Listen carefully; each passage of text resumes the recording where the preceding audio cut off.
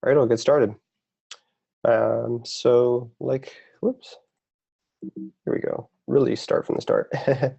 My name is Matthew Conway. I'm a lead product security engineer on Heroku at Salesforce. And I'm Matt reduced pretty much everywhere online. So if you have any questions and we don't have time for them, or you think of something later, just hit me up there on Twitter. Heroku, what I work on is on Bugcrowd, and it's been there since 2014, I believe. So if you find anything wrong with any of our stuff, just let us know there. So yeah, today I want to talk to you about targeting, specifically for bug bounty research. And what I mean by that, why is this different from just finding hosts and dumping them into your notes and moving straight into enumeration and discovery, aka the fun part? So I call it targeting because I want to describe a more disciplined, systematic approach to finding the services that we want to test for vulnerabilities, and then deciding which to go after based on actual measurable criteria. So then we test the vulns, the targets for vulns, and then we learn something from that process, and we keep feeding that back into what we know about targets. And we start it all over again. And this is, all for the best results that we can hope for as vuln researchers. So you're going to need to focus on efficient and repeatable ways of finding those targets. Decide what kind of criteria you want to use to judge those new targets. Keep a list of them and their criteria somewhere that's portable, it's easy to update, and then put that info into use in your research. So keep everything you learned from that vuln research and just make good use of it. For this talk, we're going to be focused entirely on the earliest stage of the assessment or pen testing process that you can call the reconnaissance stage. So this is all about gathering information and not really about discovering vulnerabilities, unless that happens as a side effect, because it does sometimes. And yeah, when would you even get started with this? I would say, and pretty much everyone else I've read about this topic says, start with this first. Just because it's the first stage doesn't mean you do this up front and forget about it until later and you find a new bug bounty program to work on. This is about gathering very useful information, and then you continue to do that as you go. It would be pretty hard to describe a process that has infinite repeating stages, so we just say recon is first because you should start there if you want to succeed. Got it? Okay. So why are we spending time on this at all? Why aren't we just spending our time and effort on finding the vulns? Because this is about learning as much as you can about a bug bounty program's infrastructure and services, so that you don't miss a target or a vulnerability that was there all along, but you didn't do enough information gathering to find it. And then the more you find out, the better coverage that program owner is going to have, and the more likely that you'll find vulnerabilities that turn into actual quality submissions that reward you for the time you've been spending. And this thorough research that you're doing helps you gain the understanding of those targets that leads to really interesting findings. And those are actually the most valuable for both you and the program owners. So there are a lot of reasons to gather information or enumerate in the context of just security assessments in general. But for now, we'll talk about finding a target, or you can call them hosts or web services. We do this because before you find the problems, you need to find all the places they live. For some bug bounty program owners, that's a pretty simple process. But for many, I know our our infrastructure is fairly sprawling.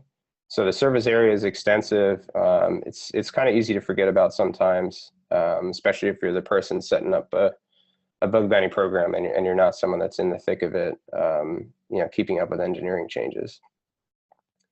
And as a researcher, we're all going to be thinking about covering a program's marketing site, their blog, their admin dashboard, and anything else that's just obviously tied to the business. But are those always where vulnerabilities are introduced? Obviously not. You can find them wherever there's software running. and we all run a lot of software these days. So to be effective professionals at this and to make the most, financially out of bug bounty research, we're going to need to cast the net wide, so to speak, but without sacrificing quality and without losing lots of our time.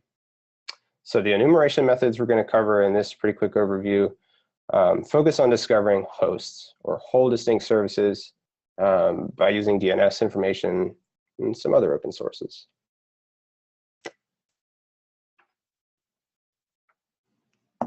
Let's see.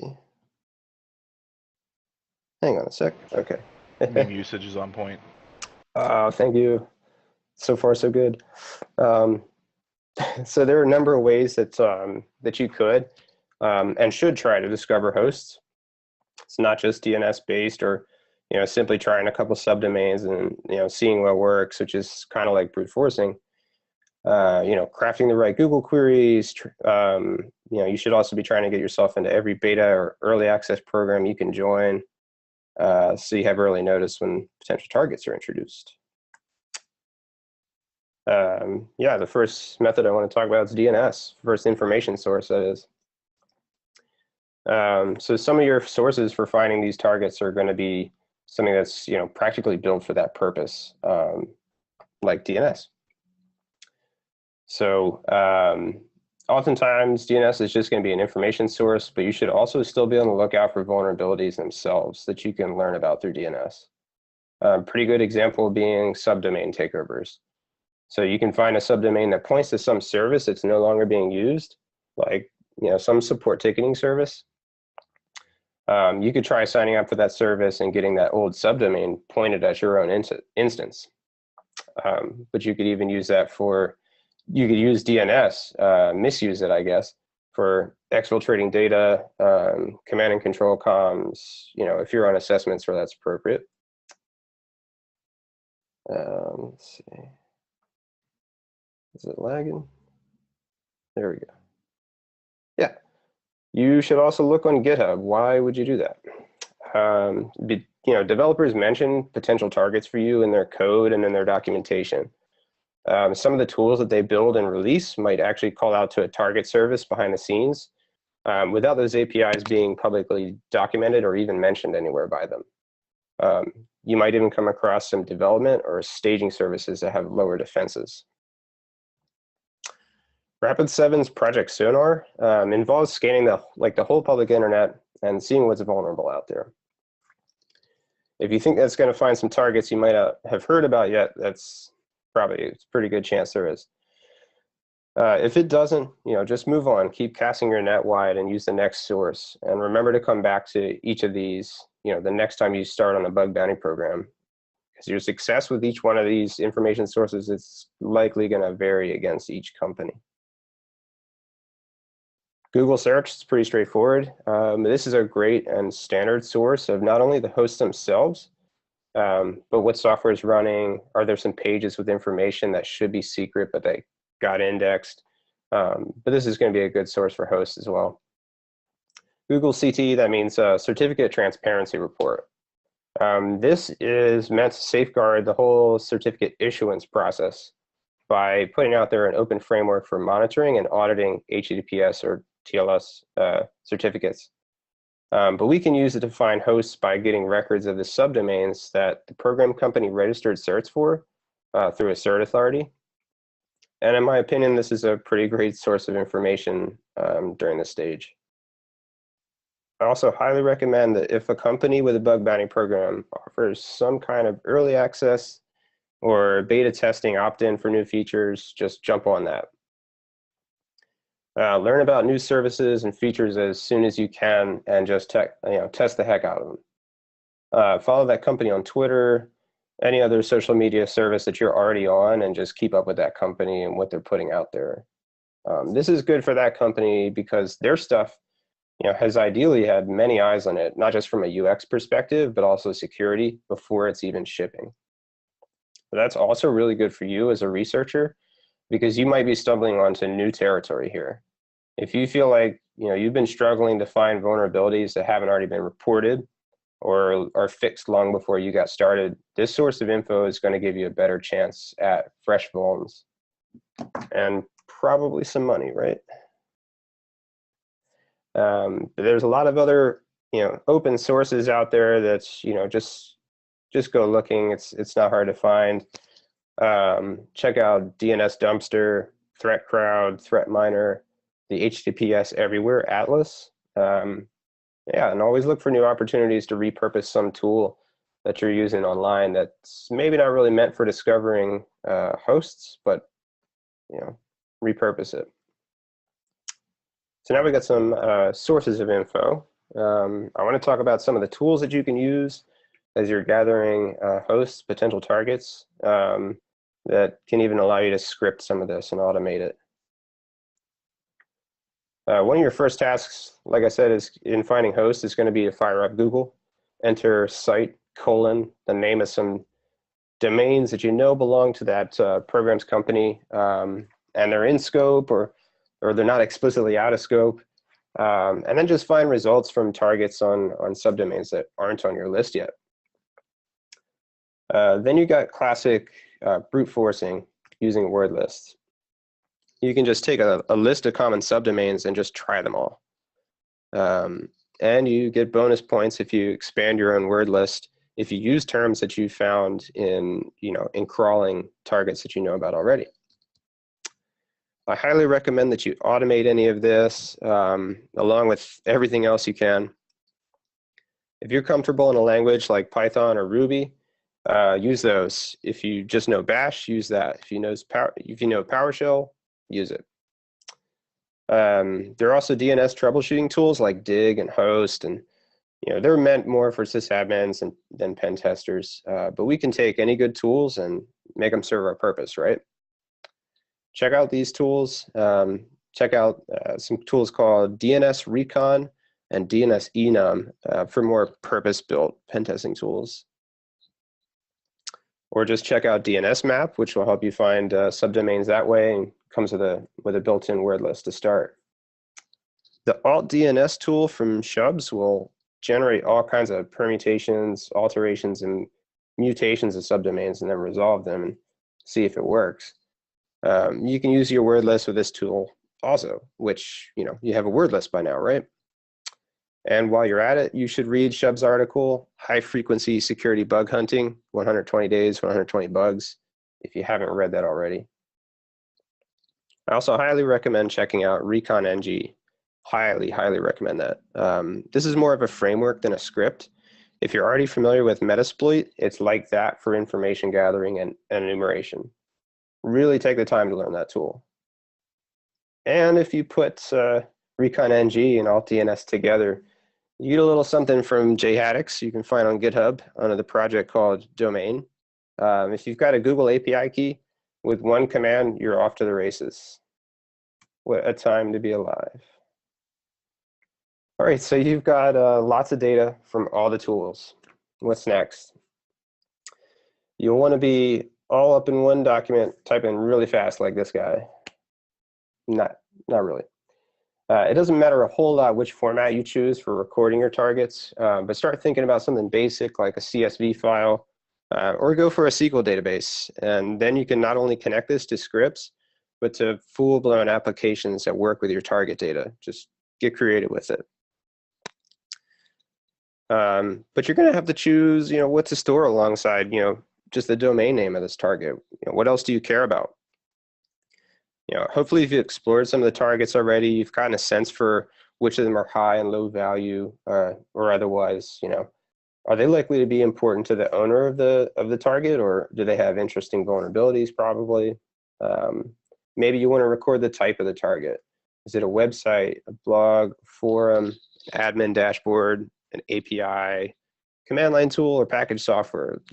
Put a type field in there and just start chucking that stuff in. But whatever you do, think hard for a bit about what you'd like to consider, when you're choosing the next target to work on, and then just keep that info in some place that gives you the flexibility to change what you're storing and how you store it, and makes it available on every device you might be using. The F3EA cycle, or find, fix, finish, exploit, analyze. Sometimes this also includes the D step, or disseminate. This is a military term or a concept that was coined around 2014. It prescribes like a targeting process for you to identify your targets, find where they are, keep an eye on them, act against that target, for example, capturing them. Gather and process any information that's made available to you during that act. If you find some documents, and finally learn from it. Analyze the intelligence you've got.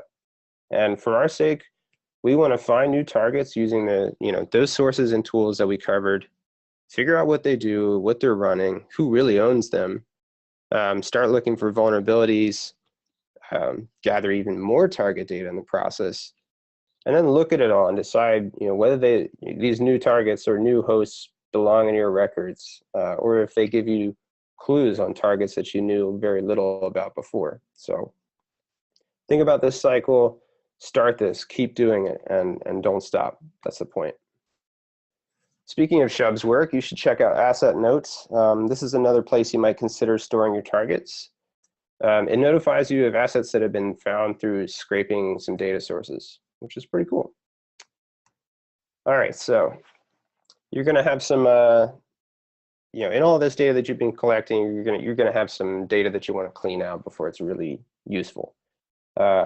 Think about reducing duplicates. What hosts are probably defunct, like in the certificate transparency report. You're going to, depending on what options you checked when you're running that search, you might get some information on certs that were issued for hosts that aren't there anymore. Also think about handling coming across different names for the same host or service. That can happen sometimes. And be open to context clues on every one of these hosts that you come across. Maybe one confirmed target is communicating with some host that you just discovered.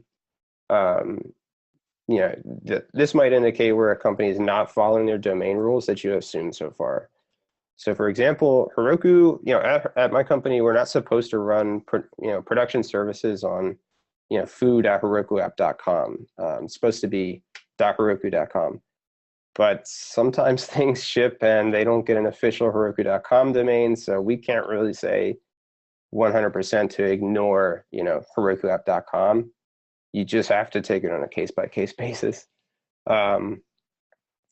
Yeah, and a misstep like that on our part or someone else's part, that could help you discover vulnerabilities, or illustrate the risk that they pose, being on a different set or a different domain. Yeah, so if you want to validate, all this potential target data that you've got coming in, I'd recommend, writing some scripts to run against each host. Maybe take screenshots that you can review later. If there's just a ton of candidates and you want to whittle it down, and one of the only ways that you really can be sure is just by looking at the site and saying, okay, this obviously looks like it doesn't belong to company XYZ. Some other factors you should consider: what SSL certificates used by that host? Are there some common cookie names, like Bugcrowd session or something like that you're seeing across lots of hosts? Some hosts, HTTP web services, they're going to have pretty distinctive header keys or values, meta tags, content fragments like a shared header and footer that's just present on all public properties for a company. Even logo images. If you see that image in the response, maybe there's a good chance it belongs to the same company. Do the same for copyright lines, copyright 2017, Bugcrowd. If there's contact information in the footer, like an official Twitter account, that seems like a pretty strong indication of who that belongs to. And even look at Google Analytics tracking codes if they're reused across hosts. So yeah, I would just say, think about all these factors, try these out against a couple of different Bugcrowd programs and see what you get. All right, so all of this information gathering is pretty fun, but it's time to get to work. Most of that is, kind of outside the scope of this talk, but there's a few points I want you to remember, once you're done doing all this collecting and analyzing. First thing is that target ownership can be a little complicated. Some companies like GitHub, Heroku, Status Page, we give out subdomains to our customers. These days, it's not as common to give out a subdomain on, say, the main domain that's officially used by that company. There's maybe a separate domain like github.io that gets used instead for those subdomains. But there's still, some potential problems that can come up with this, even for you as a researcher. It can be a source of confusion, or it actually might be a vulnerability that you find. Like before we talked about subdomain takeovers. Just bear in mind that because you're testing something on a subdomain of a domain that's in scope, that doesn't mean you're finding vulnerabilities that are even within the control of that program owner. And here's some examples. So if it makes sense, still gather these types of subdomains. Just look for some repeatable way of determining if it's owned by that program company. What appears to be a GitHub Pages site or a customer app from Heroku. Use all those factors I mentioned and just try to quickly whittle it down to what's official. To complicate things further, you might come across some subdomains owned by the program company that point to services that are not actually operated by them. And you won't really have the authorization to test these services. So look out for this as well. Make sure you always find out who really owns the host before you get down to business. Check the host against the program scope. That's pretty self-explanatory. It's something Bugcrowd tells you to always do. Sometimes the hosts are explicitly listed as in scope. Sometimes they're listed as out of scope. But other times you're going to be finding hosts that could be a target. It just wasn't included in the list, but it's implicitly in scope based on what is said in the rest of the bug bounty brief. But before you get excited about a possible target, just spend a little bit of time rereading the program scope. Keep an eye on updates to their scope in case something changes months down the line. Maybe something's fair game now. Before you go further, just do your due diligence on a new host. Understand their purpose and their ownership. So what now? You got some valid in-scope hosts. You can test them out. You got real targets on record. You have set yourself up to do the best work you can, and you should reward yourself by starting to enumerate service on these targets. Look for vulnerabilities. The rest of this is covered pretty well in other talks you'll watch today and just everywhere on the internet. But remember that F3A cycle we covered earlier. As you go through vuln discovery, find some time to step back and do other tasks. Look at what your tools have picked up, in HTTP responses like in Burp or Zap. Are there new hosts that could be your next target? Just stay in this loop and keep learning, or else you're going to get tunnel vision and tunnel vision bad. All right, so here it is, condensed. Just find out everything you can. Keep the best notes that you can. Please respect, program scope. Remember those pitfalls that we talked about fuzzy ownership. And to save yourself some time and to really keep doing this continuously, automate as much as you can and vet things carefully. Thank you.